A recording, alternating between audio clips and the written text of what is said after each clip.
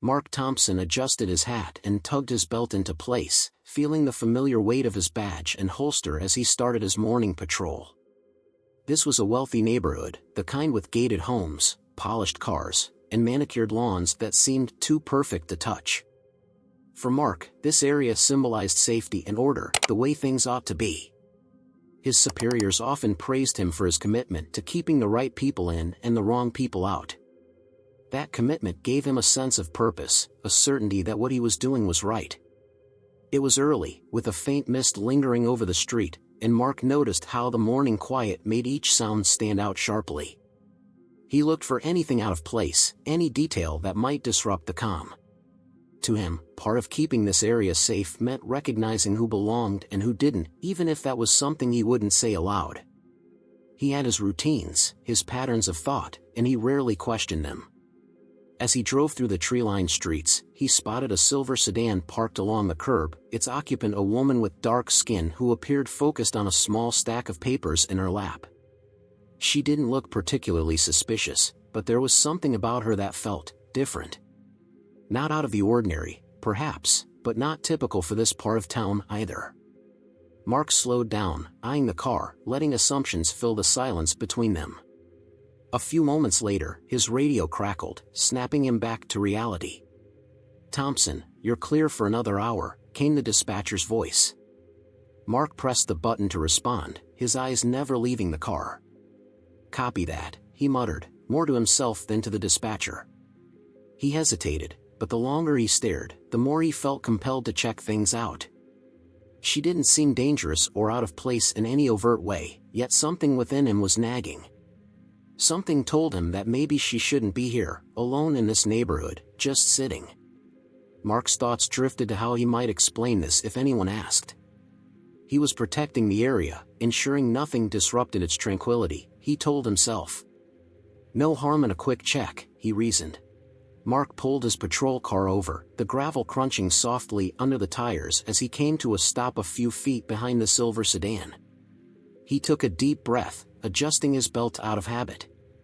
This was routine for him, a quick check, ask a few questions, make his presence known. Just like every other time he had done this in his years on the force. Stepping out of his car, he approached the sedan and tapped lightly on the window. The woman inside glanced up, her eyes calm and composed, though they held a flicker of surprise. She rolled down her window, and Mark noticed the neatness of her appearance, a crisp blouse, a leather bag on the passenger seat, and a stack of neatly arranged papers in her lap. She didn't seem out of place at all, but Mark had already committed to this interaction. "Good morning, ma'am," he greeted her, his tone firm but polite. "Can I see your license and registration, please?" The woman didn't react defensively or protest, as he had half expected. Instead, she nodded, her movements calm and unhurried, as though she'd been through this before. "Of course, officer," she replied, her voice level and composed. She reached into her purse, retrieving her ID and registration with practiced ease, as if she had been asked for these documents countless times. Mark took the documents from her, glancing down to read her name, Cassandra Jones. He looked back up at her, briefly noting her expression, which was watchful but devoid of irritation or fear. It was as if she knew exactly what he was thinking, what he was assuming about her, yet she chose to keep her composure. "What brings you to this part of town, Miss Jones?" he asked, letting a slight edge creep into his tone, something subtle but intentional. He had used this approach before, a probing way of showing authority. "I'm reviewing some documents," she replied, holding his gaze steadily. "I had a few minutes before my meeting, so I thought I'd take a moment here." Her response was matter-of-fact, revealing no hint of defensiveness, though Mark detected a quiet strength in her voice. He nodded slowly, still holding her documents, as though pondering something deeper. "And do you have business in this area?" he asked, his tone making it clear that he found her presence unusual. "Yes," she answered without hesitation. "I have an appointment nearby. I can assure you I'm exactly where I'm supposed to be." Her calm, almost disarmingly confident response gave Mark pause. But he couldn't let go of that instinct that told him she didn't fit, that there was something different about her that he needed to check. It was a feeling he couldn't quite articulate, but it was enough to keep him from ending the interaction. Mark handed her documents back, allowing a silence to stretch between them, hoping she might say more. When she didn't, he decided to take a different approach. "This is an area where we're very attentive to unfamiliar faces," he said, implying without saying that she was one of those faces. Cassandra gave him a steady look, her expression calm but unyielding.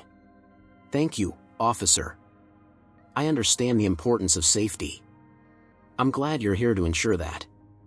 Her words were polite, but there was something in her tone that felt like a mirror held up to his assumptions, a silent challenge to his authority. It made him uneasy, and though he couldn't quite place why, he felt himself growing irritated. He had expected submission or, at the very least, a defensive reaction, but Cassandra's calm defiance left him unsettled. After a moment, he nodded curtly. "All right, Ms. Jones. You have a nice day," he said, though his words felt stiffer than he intended. She gave him a small nod, a polite but distant acknowledgement, and with that, Mark turned on his heel, walking back to his patrol car. As he got in and pulled away, he couldn't shake the feeling that this interaction wasn't over, that somehow, she had left an impression he hadn't intended. And as he drove off, a new, nagging unease crept in, a vague, uncomfortable sense that Cassandra Jones was not someone he could easily dismiss or forget. As Cassandra watched Mark's patrol car pull away, she allowed herself a deep, steadying breath. She had encountered situations like this before, moments when a stranger's assumptions weighed heavily in the air, unspoken yet obvious. Over the years, she'd learned to handle these interactions with patience and composure, shielding herself from the sting of implied judgments. But even with that experience, encounters like this left a subtle, lingering ache, like a bruise that didn't quite fade. She collected her documents, placing them back in her purse with a careful calmness that masked her thoughts. There was a court case she needed to review, and her schedule left little time for distractions. But as she glanced down at the neatly organized papers in her lap, she couldn't shake the encounter from her mind. It wasn't his questions that troubled her so much as the unspoken accusations woven into them, the presumption that her very presence was suspicious. It was an experience she knew many others faced regularly, yet one she still grappled with each time it occurred. And although she had learned to stand firm, to navigate these moments without showing discomfort, a part of her felt worn down, the weight of these interactions adding up over time. Cassandra was a federal judge, accustomed to commanding a courtroom, delivering judgments, and advocating for justice. But here, on a quiet street in her own city, that part of her identity had been disregarded entirely. She had been reduced to an unfamiliar face, someone who didn't quite belong.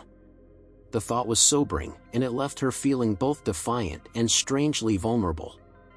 After a few moments, she shook her head, determined not to let this experience affect her day. She reminded herself of her responsibilities and the people who depended on her decisions, those who trusted her to be a voice for justice. She glanced at her watch. She had just enough time to finish reading through the documents before her meeting. Taking a deep breath, she focused her mind on her work, hoping to set aside the weight of the encounter. Meanwhile, back at the precinct, Mark was already moving on with his day.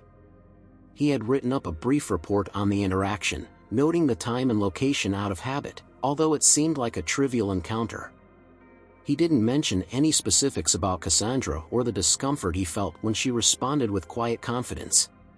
To him, it was just another stop, another routine check that would soon fade into the background of his busy shift. But as the day went on, Mark found himself thinking back to their conversation.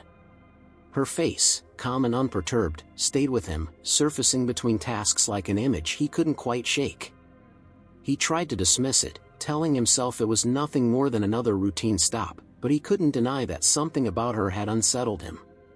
It was as though her silence had spoken louder than any words. She hadn't argued or protested, and yet, somehow, her calmness had felt like a challenge, a subtle confrontation with his assumptions. It was a feeling he hadn't experienced before, and it left him uneasy. By the end of his shift, Mark realized he still couldn't shake the memory of her steady gaze. And though he wasn't entirely sure why, he felt a strange mixture of frustration and curiosity, as if Cassandra Jones had opened a door within him that he hadn't meant to step through. The next morning, Mark walked into the precinct with a cup of coffee in hand, ready to begin another shift. He tried to push the encounter with Cassandra from his mind, convincing himself that it was just another routine stop. Yet, there was an itch, a feeling he couldn't fully dismiss, lingering at the back of his mind. In the locker room, he ran into Officer Daniels, a colleague he had known for years.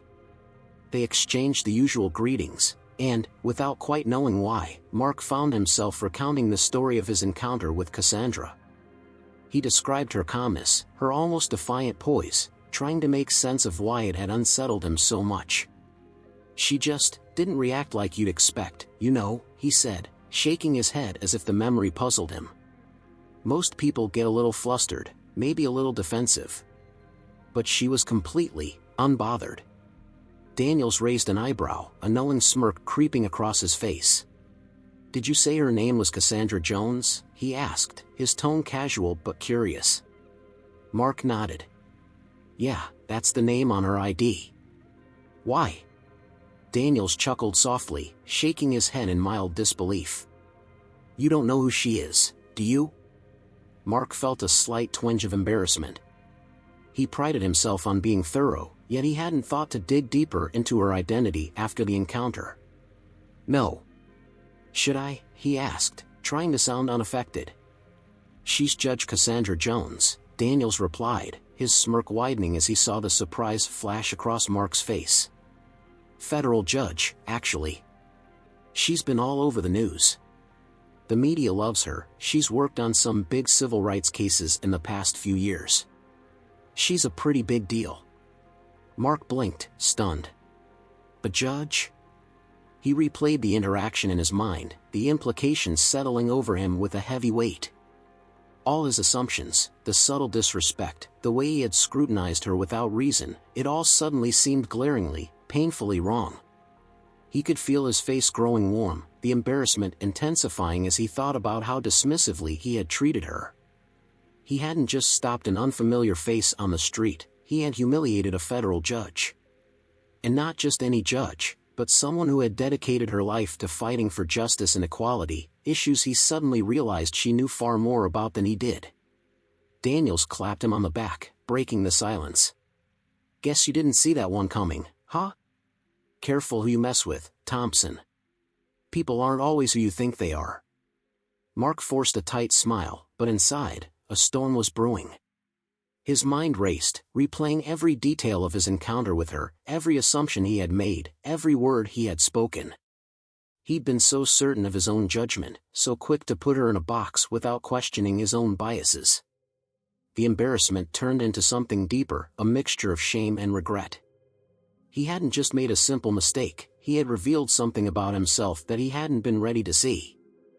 The more he thought about it, the more he realized that this encounter wasn't just about her, it was about him and the kind of person he wanted to be.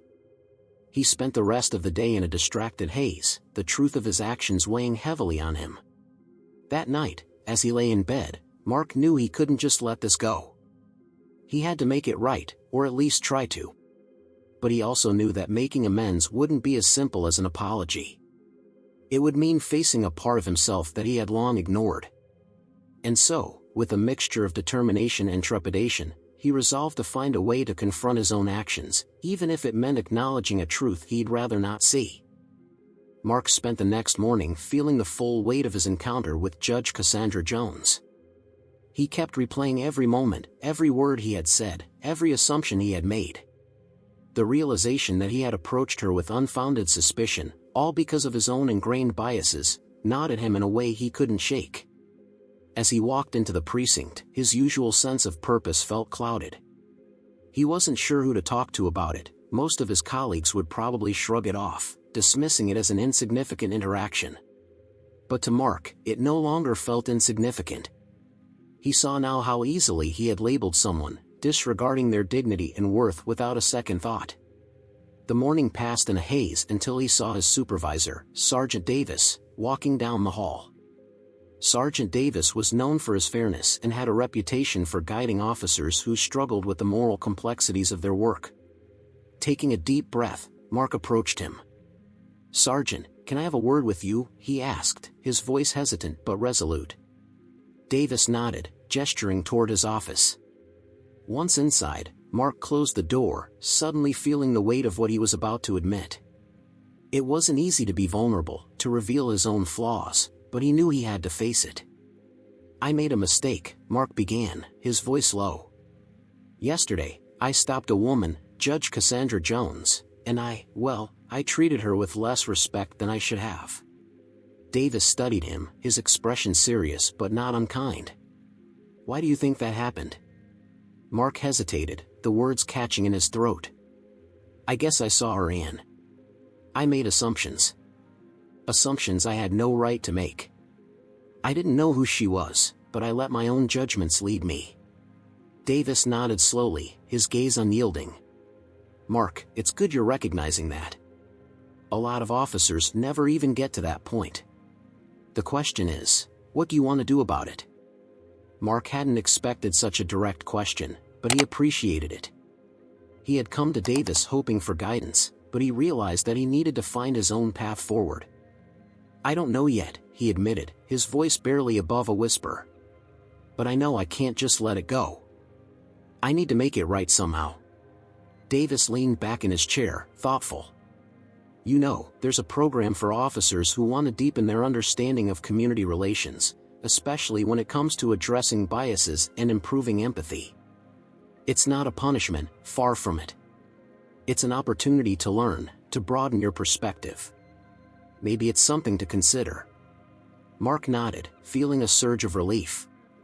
The idea of a program where he could learn, confront his own assumptions, and make genuine changes sounded like exactly what he needed. It wasn't just about apologizing to Judge Jones, it was about becoming the kind of officer who didn't need to apologize for his assumptions in the first place. "Thank you, Sergeant," he said, his voice filled with gratitude. "I'll look into it." Davis nodded approvingly. "Remember, Mark, recognizing our flaws doesn't make us weak, it makes us stronger. It's what we do with that recognition that defines us." Leaving Davis's office, Mark felt a new sense of resolve.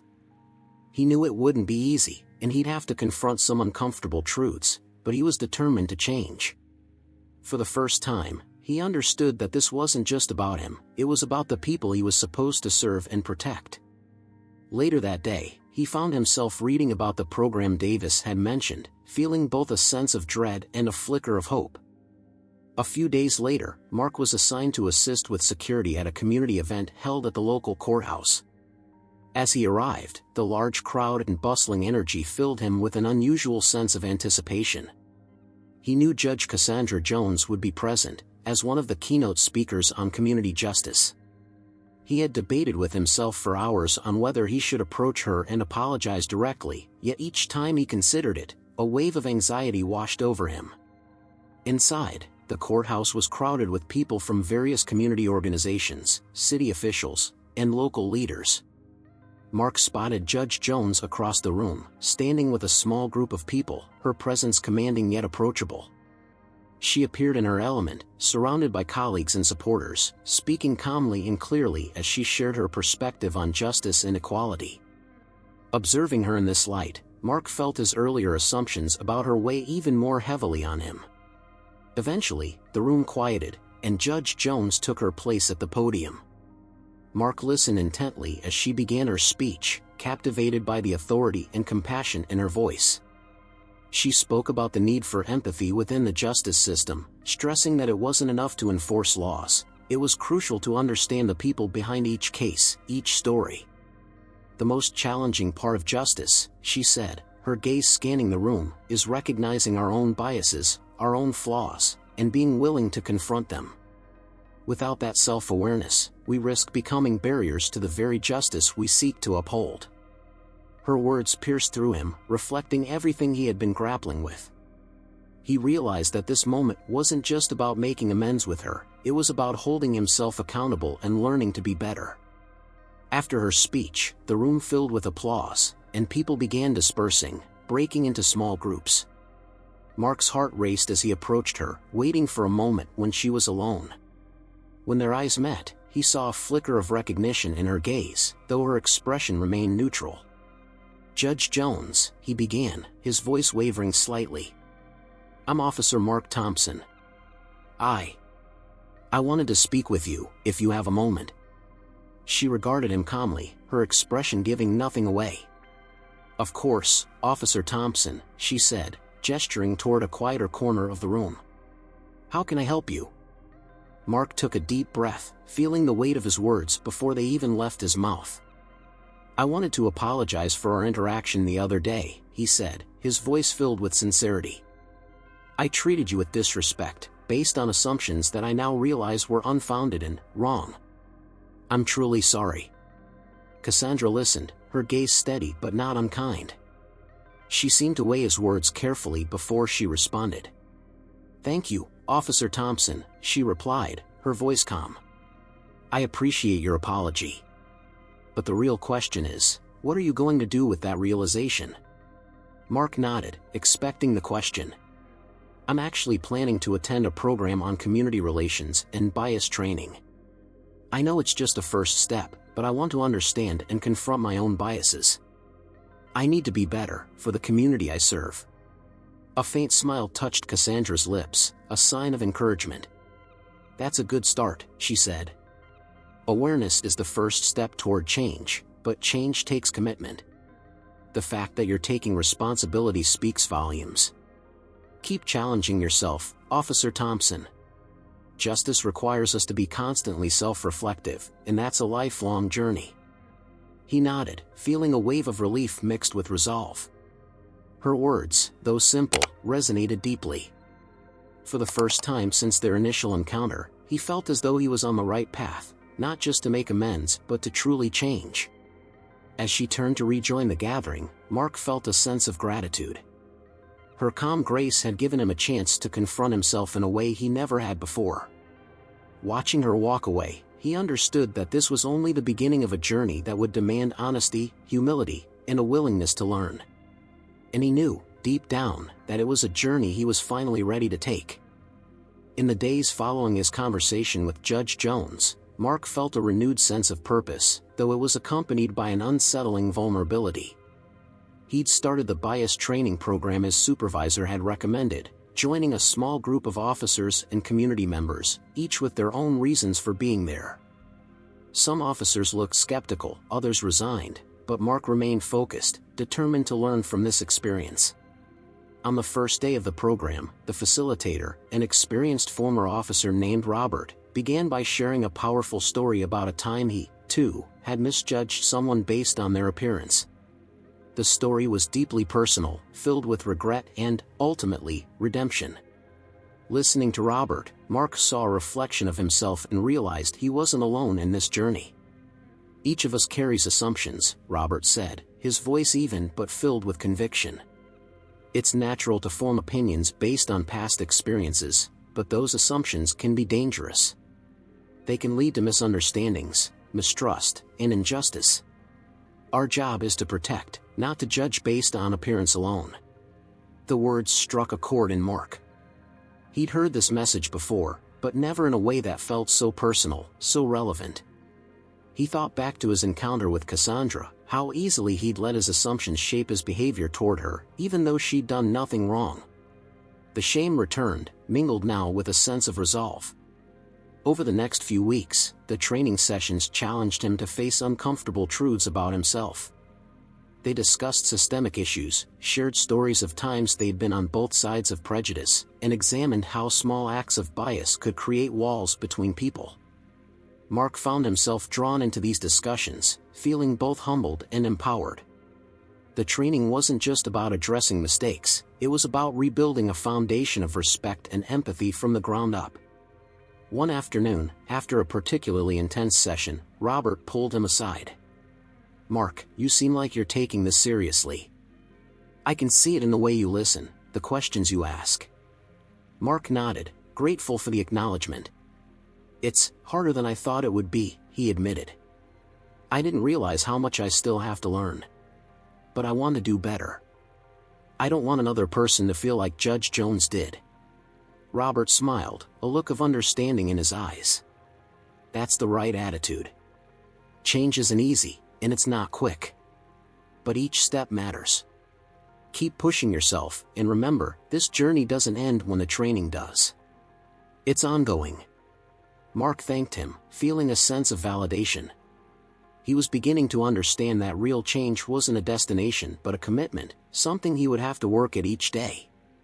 The training had opened his eyes to a new way of seeing the world, one that required humility and a willingness to accept that he didn't have all the answers. As the session ended that day, Mark left with a renewed sense of purpose. The journey was far from over, but he felt more prepared, more capable of facing the hard truths ahead. And for the first time in a long time, he felt that his role as an officer could be something more than enforcing rules. It could be a force for understanding and compassion. Mark continued to dive deeper into the training, his perspective shifting with each session. He had begun journaling after each class, recording his reflections and the emotions that surfaced as he unpacked his assumptions and biases. Writing his thoughts out felt strange at first. He'd never been one for self-reflection, but it quickly became a way for him to process everything he was learning. One evening, while going over his notes, he came across an exercise from the training: reflect on a moment you could have handled differently. Imagine how empathy could have changed the outcome. Immediately, he thought of his encounter with Cassandra, replaying it in his mind. But this time, he allowed himself to imagine the scene from her perspective. He pictured her sitting in her car, looking over her work, focused and calm, only to be interrupted by a stranger's suspicion. He saw himself approaching, his questions blunt, his tone cold. For the first time, he truly understood how that must have felt for her, a professional woman being scrutinized simply for being in the wrong neighborhood. This perspective hit him like a wave, filling him with a profound sense of regret. He had known she felt uncomfortable during their interaction, but he hadn't fully grasped how his assumptions could affect her dignity, her peace of mind, her very sense of belonging. Realizing this was humbling, even painful. As the days passed, Mark found that his interactions with people changed. He approached each person with a newfound openness, willing to listen first instead of leading with his own judgments. Whether it was a routine traffic stop or a casual interaction on the street, he focused on treating each individual with respect. He didn't bring up his training to others, he wanted his actions to speak for themselves. His colleagues noticed the change. Some even commented on how he seemed different, less guarded, more approachable. The shift felt subtle to Mark, but it was there. He was no longer carrying the same weight of his own assumptions. He had replaced them with a genuine curiosity and respect for the lives of those he encountered. One afternoon, Mark had a brief moment to himself at the precinct. He found himself looking out the window, thinking about what Judge Jones had said: "Justice requires us to be constantly self-reflective, and that's a lifelong journey." He understood now that this journey was not just about training or professional development but about reshaping the way he saw the world, and himself. For the first time, Mark felt a profound sense of purpose in his role. He realized that being an officer was about more than just enforcing laws. It was about building trust, creating a space where everyone felt they belonged. The realization brought him a sense of peace he hadn't expected, a quiet but powerful understanding that this was the path he was meant to walk. And although he still had much to learn, Mark knew he was ready to continue the journey, no matter how long it took. As Mark continued on his journey of self-discovery, he noticed how his new outlook permeated all areas of his life. At work, his interactions with the community took on a deeper sense of purpose, but the changes didn't stop there. Outside of his patrols, he found himself questioning assumptions he once held without a second thought, seeing people through a lens of empathy rather than judgment. The transformation felt profound yet natural, like shedding an old skin that no longer fit. One afternoon, during a routine patrol, he encountered a young man who looked agitated, pacing near a corner store. In the past, Mark would have approached with a guarded stance, ready to assert control if needed. But now, he took a different approach. He greeted the young man calmly, asking if he was okay. The young man looked surprised but soon opened up, explaining that he was stressed, dealing with family issues, and had just been fired from his job. Rather than moving him along or interrogating him, Mark listened. He offered a few words of encouragement, even sharing a bit about the difficulties he'd faced in his own life. The young man's face softened, and he thanked Mark, expressing surprise at the officer's empathy. It was a small interaction, but Mark felt its impact, a ripple of trust and understanding that he hadn't realized he could create. That evening, Mark reflected on how much had changed within him.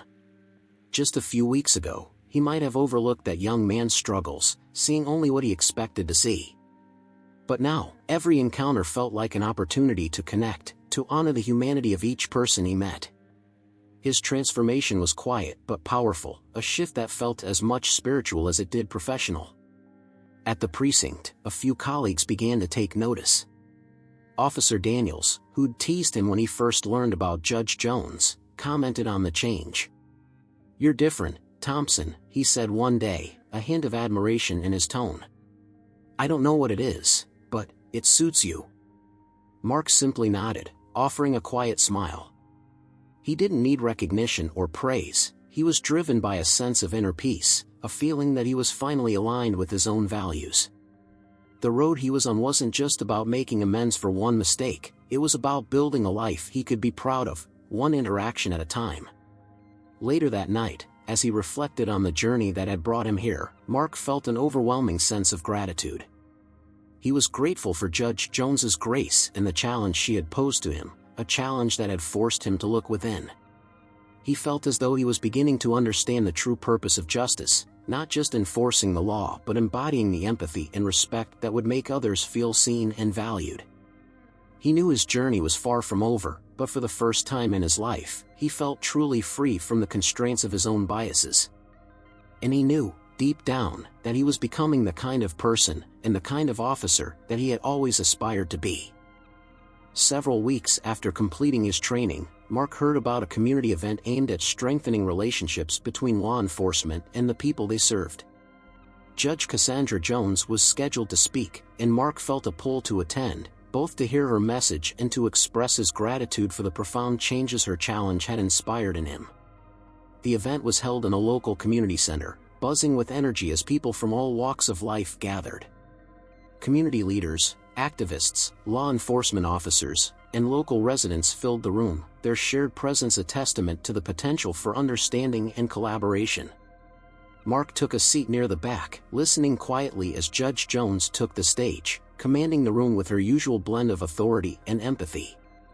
Her speech centered on the power of humility and the courage it took to question oneself.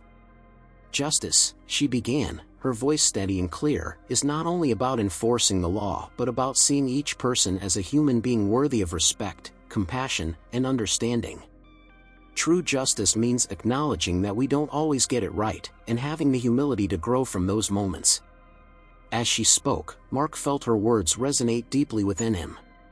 He understood, now more than ever, that justice was about constantly learning, about the bravery it took to admit faults and strive to be better.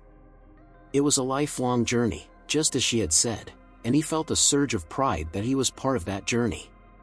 When the speech ended, people rose to applaud, and as Judge Jones stepped down, she was quickly surrounded by a crowd of people eager to speak with her.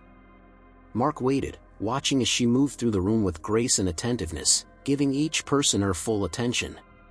Finally, he saw a moment when she was free, and he approached her, his heart pounding slightly. She turned to face him, and a glimmer of recognition sparked in her eyes. "Judge Jones," he began, his voice calm yet earnest, "I wanted to thank you. Meeting you, hearing your words, it changed me in ways I never expected. I took the training, and I've tried to confront my own biases and learn to see people differently. I wanted you to know that your words made a real difference." A gentle smile spread across her face as she regarded him thoughtfully. "I'm glad to hear that, Officer Thompson," she replied. "It takes courage to confront yourself, to make the effort to change. I hope you continue on this path, not just for yourself but for the people you serve." Mark nodded, feeling both humbled and empowered. "I will," he promised. "I understand now that this is just the beginning. I'm committed to seeing it through." She extended her hand, and as they shook, Mark felt a sense of closure but also a new beginning. This wasn't merely an apology or an act of forgiveness, it was a mutual acknowledgement of growth, respect, and the shared goal of making the world a little more just. As he walked away from the event, Mark felt a peace within himself, a sense of purpose that was stronger than anything he had felt before. He had learned that justice wasn't just about law and order, it was about kindness, respect, and the willingness to grow. And in his heart, he knew he was ready to face whatever challenges lay ahead, carrying the lessons he'd learned with a quiet, resolute strength.